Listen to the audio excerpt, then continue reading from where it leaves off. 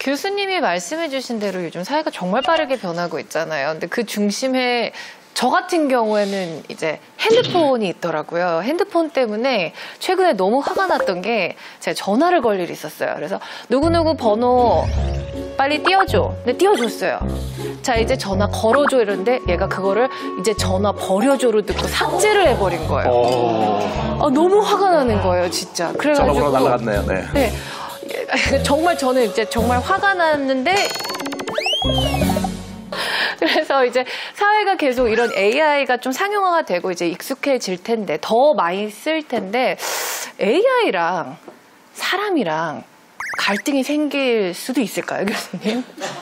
갈등이 생기면 어떻게 해결해야 될까요? 아마 일단 AI 전문가 모셔야 될 것 같은 느낌이 좀 있긴 합니다만 근데 그 말씀 지금 저는 되게 의미 있는 게 왜냐하면 이게 우리가 점점 더 SNS와 같이 간접적인 관계를 되게 익숙해 하다 보면 지금 말씀하신 것처럼 가장 많은 시간을 보내는 그런 모바일에 탑재된 AI와 어쩌면 가장 많이 소통하는 대상이 될지도 모르겠어요. 맞아요. 그러니까 그런 미래에서 그게 충분히 가능할 것 같은데 문제는 이제 이 AI와 이걸 할 때 과연 AI가 할 수 없는 사람만의 어떤 소통하는 방식 같은 것도 있을까? 있겠죠. 그런 것들이.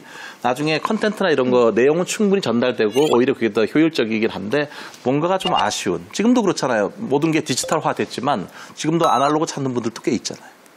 어떤 저걸 할 때. 오히려 최근에 하나의 경향성 중에 하나는 보면 왜 그런 고자극 콘텐츠 이런 거 자극적인 거 말고 되게 저자극적인 그런 그냥 뭐 밥 끓이는 소리 같은 거 듣고 이런 느낌들을 좋아하는 사람들도 있잖아요. 그래서 제 생각에는 아마 그 테크놀로지가 많이 발달하게 되면 AI가 충분히 그런 대화의 상대가 될 수도 있고 또 그 안에서도 소통되고 어떤 사람은 그런데 어떤 사람은 그거에 지치게 될 수도 있고요.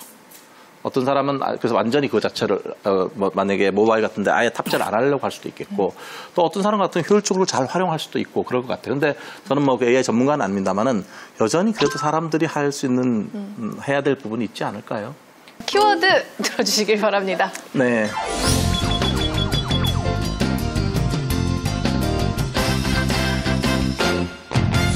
자식들도 부모를 좀 불편해하고 넘을 수 없는 강의. 그렇다고 사랑하지 않은 건 또 아니잖아요. 네.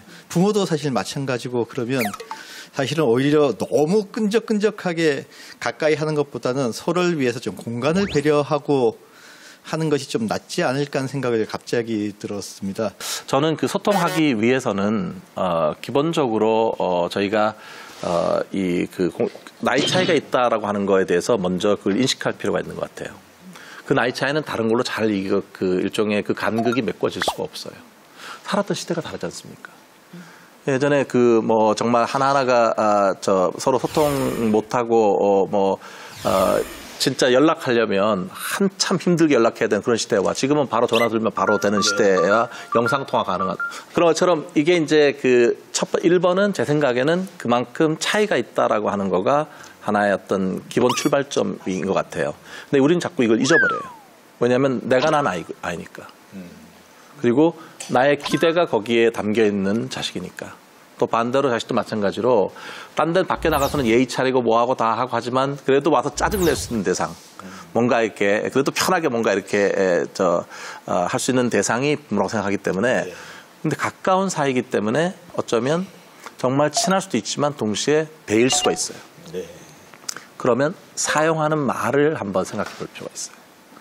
사용하는 말이 되게 저는 그 말이 되게 중요하다고 생각하거든요. 그걸 어떻게 전달하느냐에 대해서 그래서 어떤 부모님들 중에는요 자녀들한테도 존댓말 쓰는 부모님도 있으시더라고요. 존댓말 씁니다. 아 그러신가요? 네. 저는 그것도 한 가지 생각해 볼 만한 부분인 것 같아요. 존댓말을 쓰시게 되면 아무래도 물론 존댓말을 쓰면서도 약간 이렇게 비꼬는 방식으로 하게 되면 그렇지만 그게 아니라면 아무래도 이걸 존중하는 의미가 전달되는 게 되게 저는 그 말에도 되게 중요한 그게 있을 것 같고요.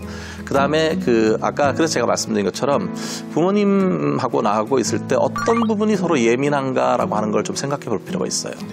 그 얘기만 하면 화가. 그러니까 일종의 버튼 같은 거죠. 또 하나는 이 지구상에 가만히 생각해 보면 정말 가까운 사람이 누굴까라고 하는 거를 가족이 아파보면 알 수 있어요.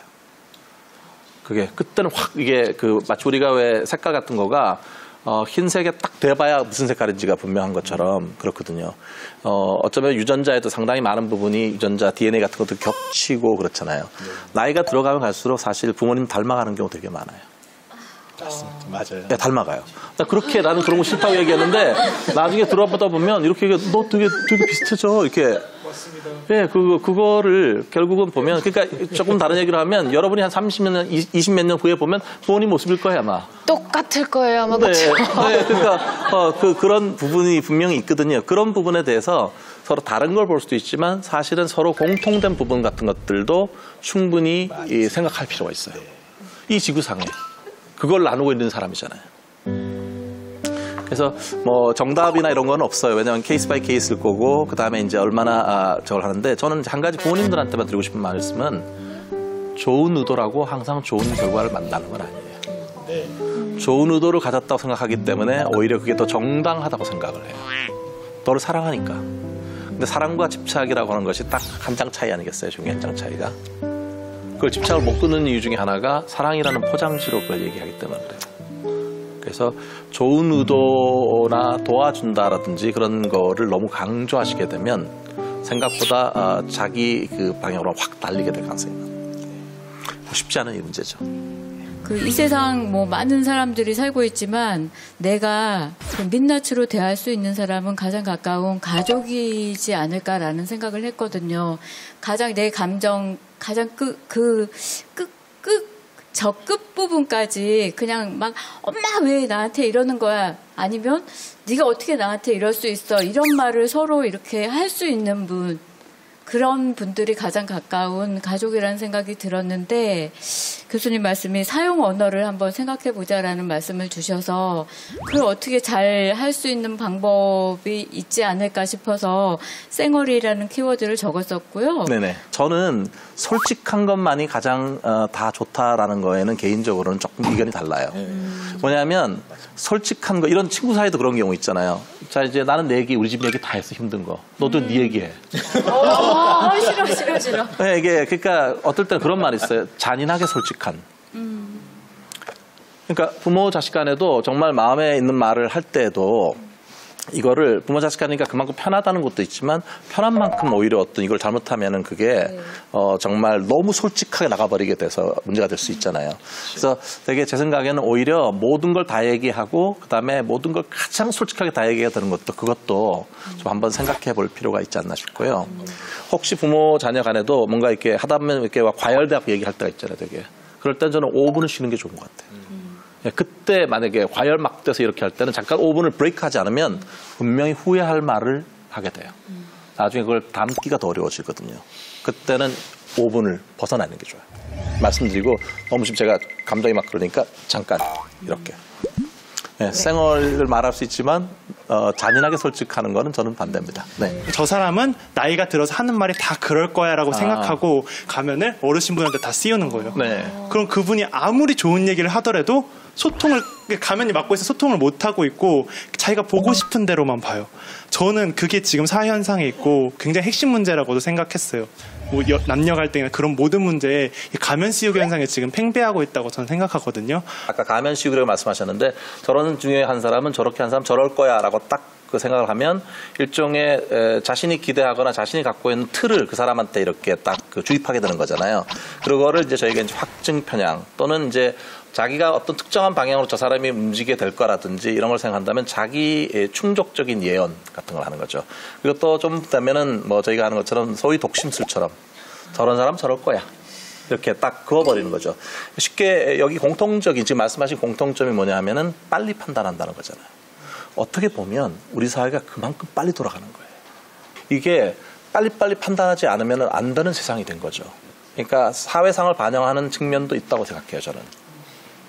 그리고 또 사실 그렇잖아요. SNS 같은 거 금방 아까 AI 말씀하셨지만 금방 딱 누르면 금방만 빨리빨리 돌아가고 검색해줘 그러면 쫙 검색을 펼쳐주는 이런 시대에 좀 애매하고 이런 거 그런 거 일종의 좀 불확실한 거 같은 거를 견디는 거가 익숙하지 않은 것 같아요.